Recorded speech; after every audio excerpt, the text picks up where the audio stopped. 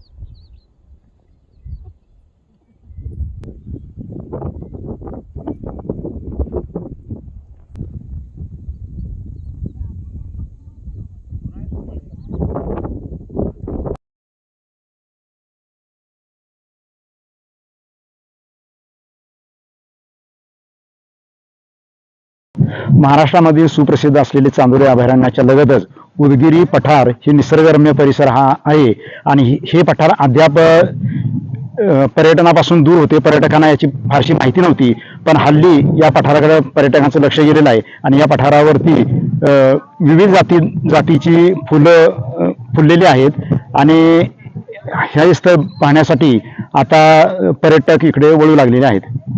चांदोली धरण आणि Chandoli national park या पर्यटन स्थळांच्या जवळच असणारं उदगिरीचं पठार. अगदी उदगिरीच्या पठारावर नयनरम्य अशा फुलांची बहार या ठिकाणी आता सध्या आलेला आहे. कास पठारावर ज्या पद्धतीनं विविध जातीची फुलं आपल्याला पाहायला मिळतात, तशी नयनरम्य फुलं याही पठारावर आलेली आहेत आणि विविध प्रसार माध्यमांच्या प्रसिद्धीमुळं या ठिकाणी पर्यटकांची गर्दी वाढू लागलेली आहे आणि खरोखर अगदी खूप छान आणि नयनरम्य असा हा पठार आता पर्यटकांनी देखील फुलला आहे आणि फुलांनी देखील फुलून या ठिकाणी एक वेगळंच सौंदर्य आपल्याला पाहायला मिळत आहे.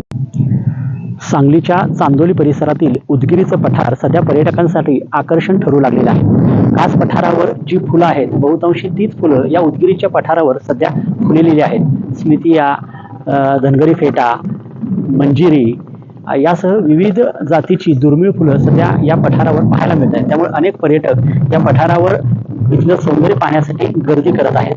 चांदोलीच्या वैभवामध्ये या पर्यटन स्थळाच्या रूपानं भर पडू लागलेली आहे. मात्र या ठिकाणी पर्यटकांच्यासाठी कोणत्याही सोयी सुविधा नाहीत, त्यामुळं पर्यटक नाराज होतोय.